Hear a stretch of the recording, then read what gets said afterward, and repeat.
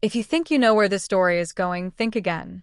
Hit that subscribe button, smash the like, and drop a comment telling me which twin you think did it, because what you're about to hear will shatter everything you thought you knew about justice, identity, and the terrifying thin line between innocence and guilt.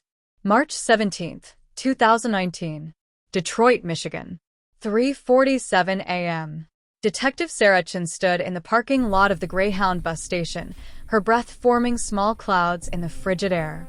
The asphalt was slick with rain, reflecting the red and blue lights of 6 patrol cars that had descended on the location within minutes. Her phone had ripped her from sleep 20 minutes earlier with 3 words that made her stomach drop. "We got him." But as she looked at the man in handcuffs, something felt wrong. Marcus Webb sat in the back of the patrol car, his face a mask of confusion and terror. Blood stained his white t-shirt, not his blood, they would later confirm, but the victim's. His hands trembled as officers read him his rights. He kept repeating the same thing over and over. "I didn't do this. You have to believe me. I didn't do this." Detective Chen had heard those words 1,000 times from guilty men. But there was something in his eyes, something that made her pause. It wasn't the cunning of a criminal trying to escape justice. It was the pure, unadulterated panic of a man whose world had just collapsed around him. 12 hours earlier, the body of 28-year-old Jessica Hartley had been discovered in her apartment on the east side of Detroit. She was a paralegal at a downtown law firm, well-liked, no enemies that anyone could identify. Her neighbor had called 911 after hearing screams, followed by an eerie silence that stretched for too long. When police arrived, they found Jessica on her living room floor, stabbed multiple times. The brutality of the attack suggested rage, passion, something deeply personal. The crime scene told a story written in blood and chaos. Furniture overturned, picture frame shattered, a lamp broken on the hardwood floor. But what caught Detective Chen's attention immediately was what wasn't there. No signs of forced entry, no robbery, nothing taken. Jessica had let her killer inside. She knew him. Within 3 hours, they had their suspect. Security footage from the apartment building's entrance showed a man entering at 6:23 p.m., roughly 30 minutes before the neighbor heard the screams. The footage was grainy, but clear enough. The man wore a dark jacket, jeans, and a baseball cap, pulled low. But his face was visible for exactly 4 seconds as he looked up at the camera before entering the building. Marcus Webb. His face was in the system from a minor drug possession charge 3 years prior. Facial recognition software had pinged within minutes. By 8 p.m., an APB was out. By 9:30 p.m., a patrol unit spotted him at a gas station on the city's south side. By midnight, after a pursuit that wound through residential neighborhoods and ended at the bus station, Marcus Webb was in custody. The evidence was damning. The footage showed him entering the building. Witnesses at the gas station confirmed seeing a man matching his description, nervous, jittery, washing his hands repeatedly in the bathroom. His fingerprints were all over Jessica's apartment. His DNA was under her fingernails. And then there was the blood on his clothes, Jessica's blood, still wet when they arrested him. District Attorney Michael Reeves called it the most open and shut case I've seen in 15 years. The media descended like vultures. By morning, Marcus Webb's mugshot was on every news station in the state. Brutal killer captured after midnight chase. The headline screamed. Jessica's family, destroyed by grief, found some small comfort in knowing justice would be swift. But Detective Chen couldn't shake the feeling that something was off. She reviewed the interrogation footage. Marcus Webb, 26 years old, a part-time mechanic with no history of violence, sat across from her partner, Detective Raymond Torres. His story never wavered. He claimed he had been at home all evening, watching television alone. No alibi. No witnesses. Just his word against a mountain of evidence. "I've never even met Jessica Hartley," he insisted, his voice breaking. "I don't know why this is happening. I swear on my mother's grave, I didn't kill anyone." Torres showed him the security footage. Marcus stared at the screen, his face draining of color. "That's not me," he whispered. "I mean, it looks like me, but it's not me." "Then who is it?" Torres demanded. Marcus looked up, and for the first time, Something flickered in his eyes. Not guilt. Recognition. And something else. Fear. My brother, he said quietly. That's my twin brother, Malcolm. The room fell silent. Torres and Chen exchanged glances. In the initial investigation, no one had flagged that Marcus Webb had a twin. Identical. Same height, same build, same face. Where is Malcolm now? Chen asked. Marcus shook his head slowly. I don't know. I haven't seen him in 8 months. We had a falling out. He got into some bad stuff, started running with dangerous people. I tried to help him, but he shut me out. Last I heard, he was living somewhere downtown. Torres leaned back, skeptical. Convenient story. Twin brother who looks exactly like you commits murder, and you take the fall? It's not a story, Marcus shouted, slamming his cuffed hands on the table. Check the records. Check our birth certificates. Malcolm Alexander Webb. He exists. And if that's him on that footage, then he's the one who killed that woman, not me. Detective Chen left the interrogation room and immediately pulled up Marcus Webb's file. And there it was, buried in the background check. A twin brother. Malcolm Alexander Webb. Born 3 minutes after Marcus. Same mother, same childhood home, same schools until high school when their paths diverged. She ran Malcolm's name through the system. What came back made her blood run cold. Malcolm had a record. Assault charges dropped. Restraining order filed by an ex-girlfriend expired. And 6 months ago, a domestic disturbance call at an address in downtown Detroit. The same neighborhood where Jessica Hartley lived. Chen's phone buzzed. It was a text from the forensics lab. They had processed Marcus's apartment. What they found was nothing. No blood evidence, no weapon, no signs of hurried cleaning or disposal. For a man who had just committed a brutal murder, Marcus Webb's home was suspiciously clean. She pulled up the security footage again, this time frame by frame. The man entering Jessica's building looked at the camera for 4 seconds. 4 precious seconds. She zoomed in on his eyes, his posture, the way he moved. And then she saw it. A small detail, barely visible. The man in the footage wore a silver watch on his left wrist. She pulled up Marcus Webb's arrest photos. No watch. She checked the personal effects logged when he was taken into custody. No watch listed. It was a small thing. Maybe meaningless. Or maybe it was everything. Chen drove to the address listed for Malcolm Webb from the domestic disturbance call. It was a rundown apartment building, the kind where nobody asks questions, and everyone minds their own business. She knocked on the door of apartment 3B. No answer. She tried the handle. Locked. She called for a warrant. 2 hours later, she and Torres stood inside Malcolm Webb's apartment. It was sparse, barely furnished. But in the bedroom, they found something that made Chen's heart race. A silver watch, sitting on the nightstand. And beneath the bed, hidden in a shoebox, a dark jacket and a baseball cap. But when they opened the locked basement door in the building, following a tip from the building's superintendent about strange noises heard over the past week, what they found changed everything. The basement was cold, damp, and reeked of mildew and something else, something metallic and wrong. Detective Chen's flashlight cut through the darkness, landing on overturned boxes, old furniture covered in dusty sheets, and then, in the far corner, a makeshift living space. A sleeping bag, empty food containers, cigarette butts scattered across the concrete floor. But it was what hung on the wall that made both detectives freeze. Photographs. Dozens of them. All of Jessica Hartley. Jessica leaving her apartment building. Jessica at a coffee shop, smiling at her phone. Jessica at the grocery store. Jessica jogging through the park. Some of the photos were taken from across the street, others from much closer, intimate distances that suggested the photographer had been mere feet away from her, unnoticed, invisible. He was stalking her, Torres breathed, his voice barely above a whisper. For months, maybe longer.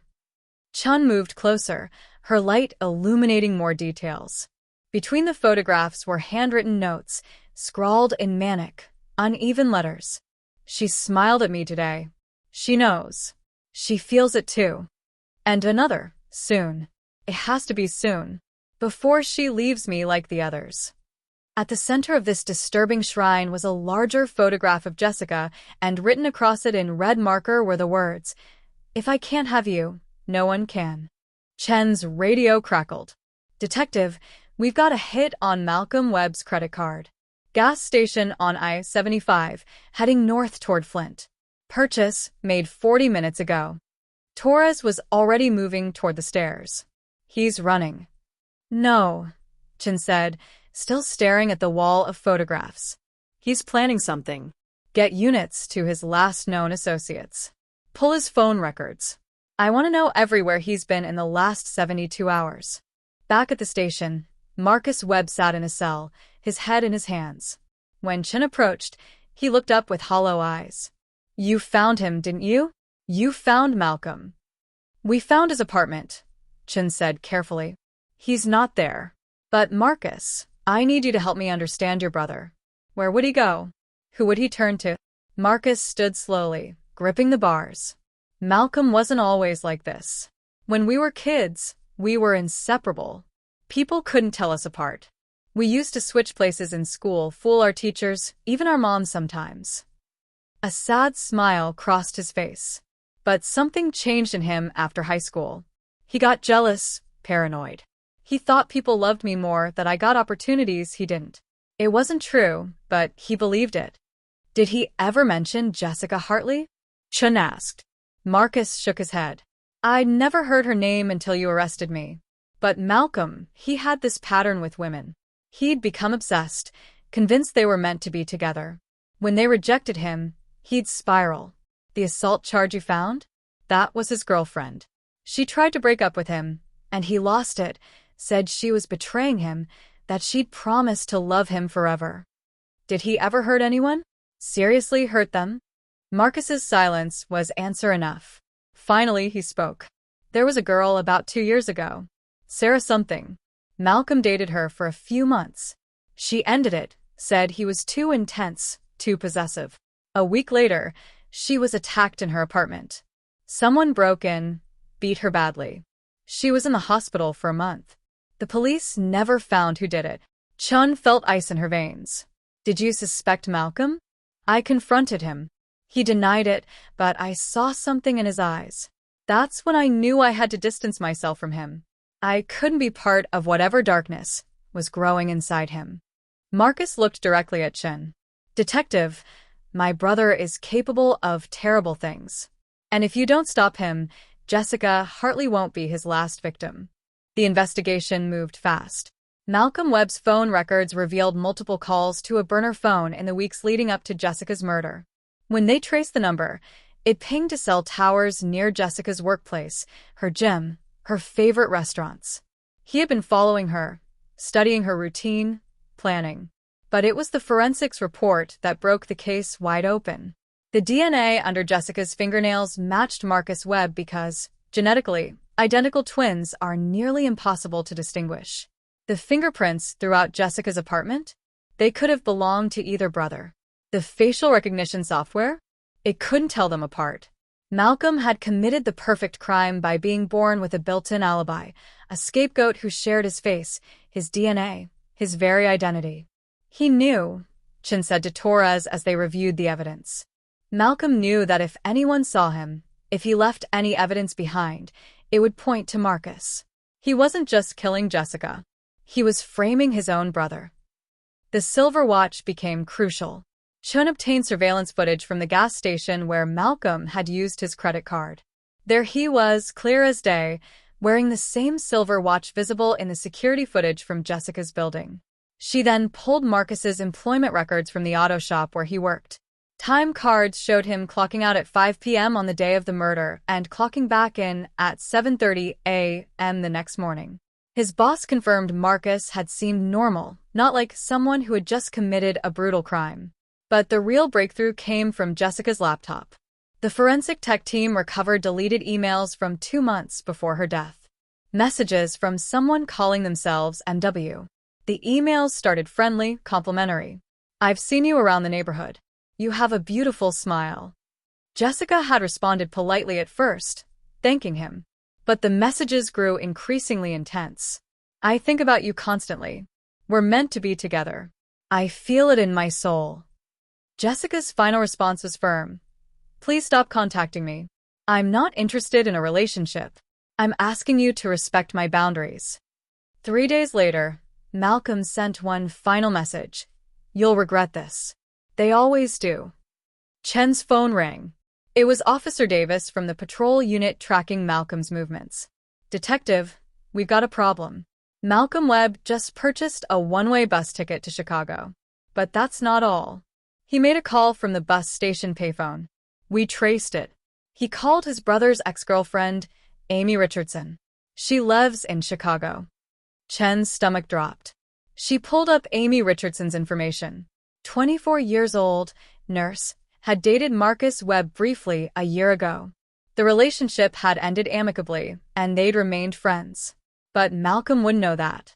In his twisted mind, she would be another woman who had rejected his brother, another target, another way to destroy Marcus's life even further.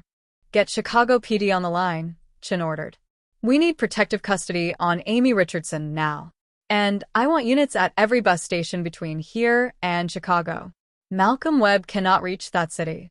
As night fell, the manhunt intensified. Malcolm's face was plastered across every news station, social media, police network.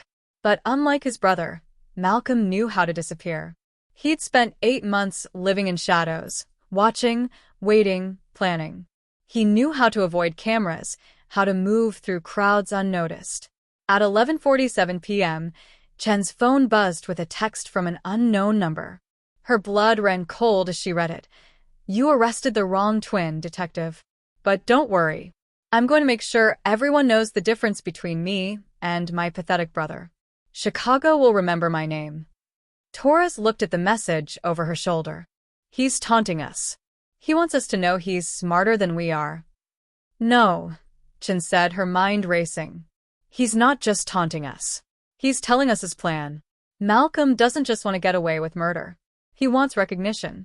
He wants people to know it was him, not Marcus. He's going to do something big, something that leaves no doubt about who he is. She pulled up Malcolm's psychological profile, hastily assembled by the department's behavioral analyst. Narcissistic personality disorder, persecution complex, obsessive tendencies. A man who felt invisible his entire life, overshadowed by a brother everyone liked better, a brother who looked exactly like him but seemed to have everything Malcolm didn't. He's going to kill again, Chen said quietly. And he's going to make sure there are witnesses. He needs people to see his face, to know it was Malcolm, not Marcus. The Chicago bus was scheduled to arrive at 3:30 a.m. Chen and Torres were already in a car, racing north on I-75, sirens blaring. Chicago PD had Amy Richardson in protective custody, but Malcolm was smart. He would anticipate that. He would have a backup plan. At 1:15 a.m., Chen's phone rang. It was Marcus calling from the jail. Detective, I just remembered something. Malcolm had this storage unit out near Warren. He kept things there, things he didn't want me to see. I only know about it because I helped him move some boxes there about a year ago. He made me swear never to tell anyone.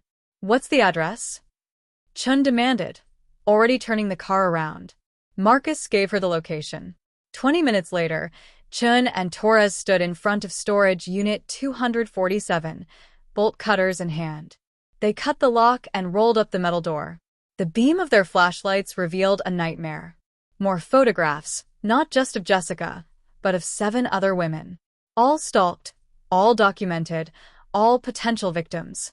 And in the center of the unit, a detailed map of Chicago with one address circled in red ink.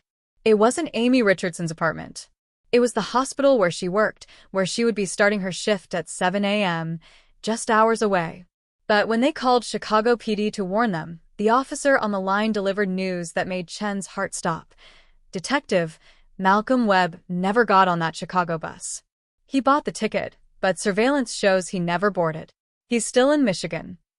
The realization hit Chen like a freight train. Malcolm had never intended to go to Chicago. The ticket, the phone call, the threatening text message, it was all misdirection. While every cop in Michigan was watching the highways north, Malcolm was still in Detroit, and he had a different target in mind. He's going after someone local, Chen said, her voice tight with urgency. Someone we haven't considered. Torres, pull up Jessica's contacts, her friends, her coworkers. Who was closest to her? Torres scrolled through the case file on his tablet, his finger stopping on a name. Melissa Hartley, Jessica's younger sister. She's been staying at Jessica's apartment since the murder, going through her sister's things. She gave her statement there 3 days ago. Chen's blood turned to ice. Malcolm knows that apartment. He's been watching it for months. He knows the layout, the entry points, the security blind spots. And if Melissa looks anything like her sister, she does, Torres interrupted, pulling up a photo. They could almost be twins themselves. The car's tires screamed as Chen executed a sharp turn, heading back toward downtown Detroit. She grabbed her radio. All units, I need immediate response to 4782 Riverside Avenue, apartment 6C. Suspect Malcolm Webb may be on scene. Approach with extreme caution. He's armed and has already killed once. The drive took 12 minutes that felt like hours. Chen's mind raced through the possibilities, each one darker than the last. Malcolm wasn't just a killer. He was a narcissist who needed his story told, his identity recognized. He'd already proven he could frame his brother perfectly. But that wasn't enough anymore. Now he needed the world to see the difference between them, to witness firsthand that he was not Marcus, that he was someone far more dangerous, far more memorable. They arrived at Jessica's apartment building at 2:33 a.m. For patrol cars were already there, officers positioned at entrances. The building was quiet, most residents asleep, unaware of the predator potentially among them. Chen and Torres moved quickly up the stairs, weapons drawn, footsteps silent on the worn carpet. Apartment 6C was at the end of the hallway. The door was closed, no light visible underneath. Chen pressed her ear against it, listening. Nothing. She knocked softly. Melissa? It's Detective Chen. We spoke earlier this week. I need you to open the door. Silence. Chen knocked again, louder this time. Melissa, this is Detroit PD. Please respond. Still nothing. Torres positioned himself on the opposite side of the door. Chen tried the handle. Locked. She stepped back and nodded to Torres. On 3, he kicked the door open, the frame splintering with a sharp crack that echoed through the hallway. They entered fast, clearing the living room, the kitchen. Everything looked exactly as it had during the initial investigation. Same overturned furniture, same shattered picture frames, crime scene tape still marking where Jessica's body had been found. Then Chen saw it, a light glowing from beneath the bedroom door. She approached slowly, her heart hammering against her ribs. Torres covered her from behind. She pushed the door open with her foot, and what she saw made her raise her weapon instantly. Melissa Hartley sat on the edge of the bed, her face pale, eyes red from crying. Standing behind her, one arm wrapped around her throat, was Malcolm Webb. In his other hand, he held a knife, the blade pressed against Melissa's neck. The resemblance to Marcus was uncanny, but there were differences Chen could see now, details she'd missed before. Malcolm's eyes held a wild, feverish quality. His smile was wrong, too wide, too eager. Detective Chen, Malcolm said, his voice eerily calm. I was wondering when you'd figure it out. I have to say, I'm impressed. Most people aren't smart enough to see past the obvious. Let her go, Malcolm, Chen said evenly, keeping her weapon trained on him. This doesn't have to end badly. You can still walk away from this. Malcolm laughed, a sound devoid of humor. Walk away? Detective, I don't want to walk away. I've been invisible my entire life. Do you know what it's like to share a face with someone, to watch everyone love them while they look right through you? Teachers, friends, even our own mother, she always liked Marcus better. She'd never admit it, but I could see it in her eyes. That's not Melissa's fault, Chen said carefully, taking a small step forward. She's innocent in this. Let her go, and we can talk about what happened with Jessica, about everything you've been through. Innocent. Malcolm's grip tightened on Melissa, making her whimper. No one's innocent. Jessica wasn't innocent. She led me on, smiled at me in the hallway, said hello like she cared, And then when I tried to show her how I felt, she called me a creep. She said she'd call the police if I didn't leave her alone.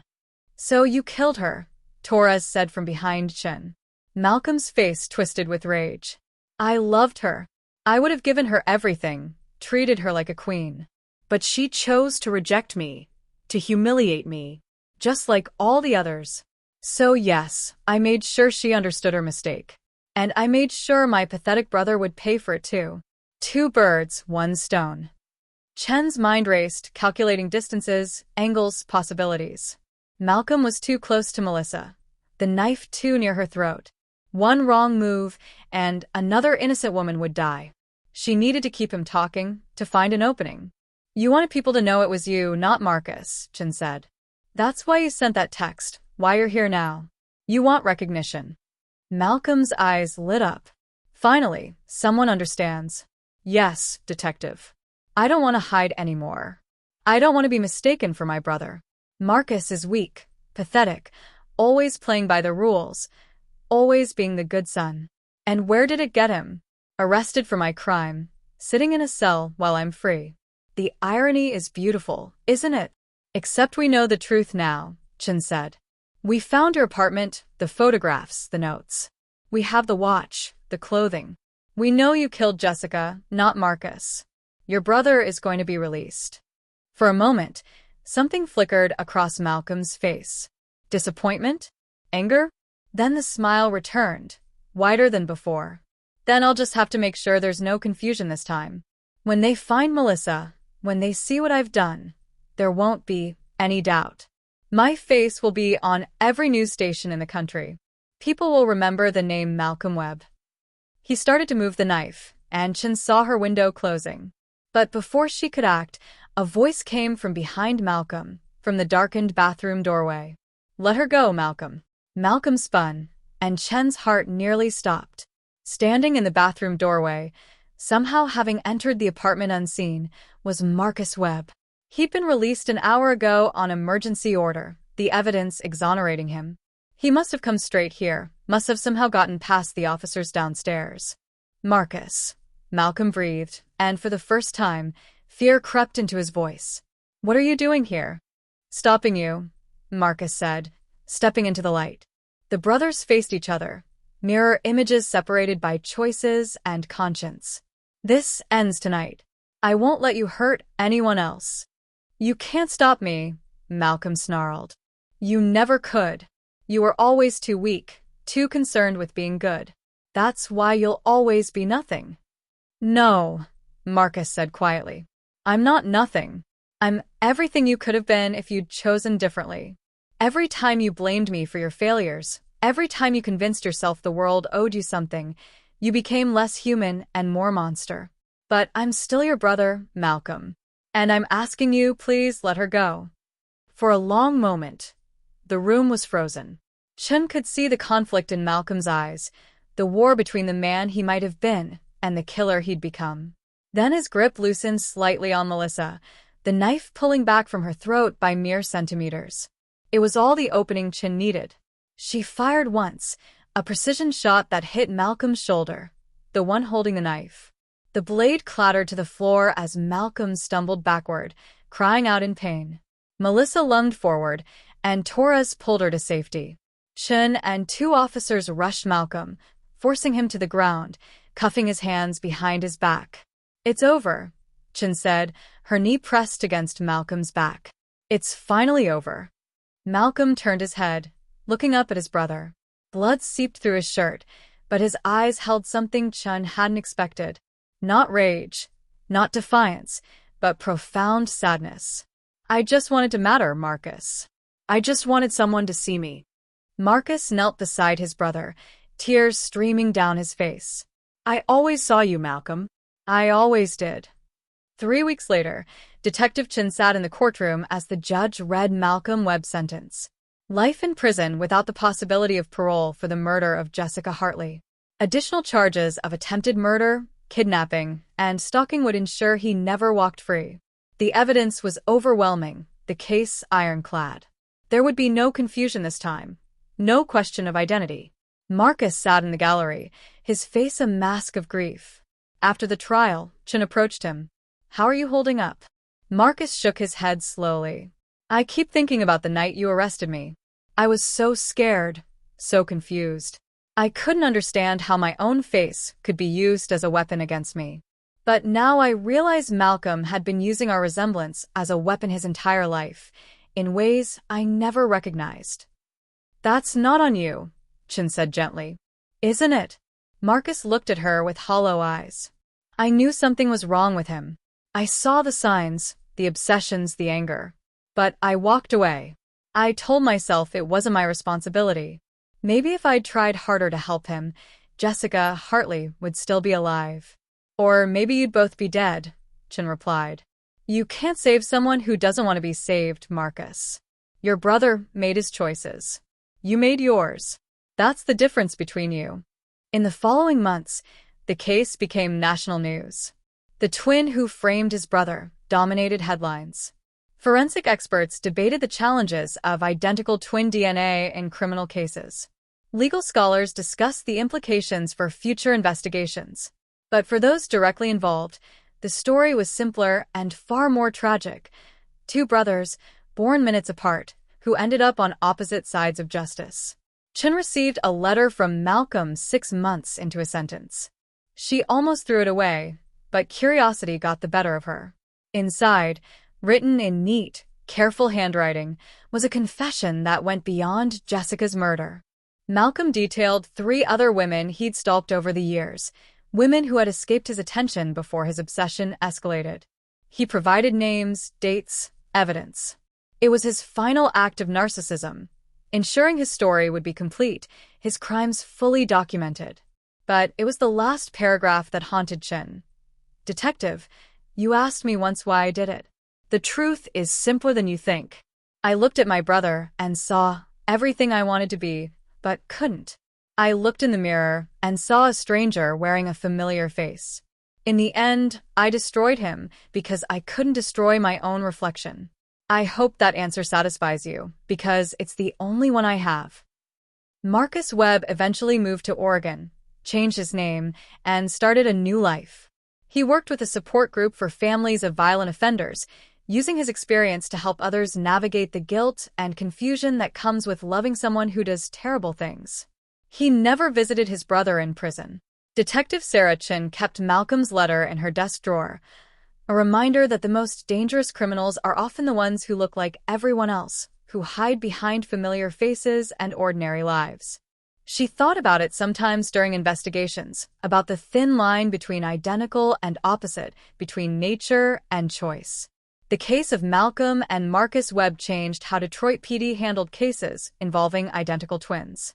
New protocols were established, additional verification methods implemented. The silver watch that broke the case open was kept as evidence, a small object that meant the difference between justice and tragedy. And somewhere in a maximum security prison, Malcolm Webb sat in his cell, finally recognized, finally remembered, finally seen for exactly who he was. Not the good twin or the evil twin, but the one who chose darkness when light was just as available. His name would be remembered, just as he wanted. But it would be remembered as a cautionary tale, a reminder that we are not defined by the faces we're born with, but by the choices we make with the lives we're given. They had arrested the wrong twin, but in the end, they caught the right killer. And in the twisted story of Malcolm and Marcus Webb, that distinction made all the difference.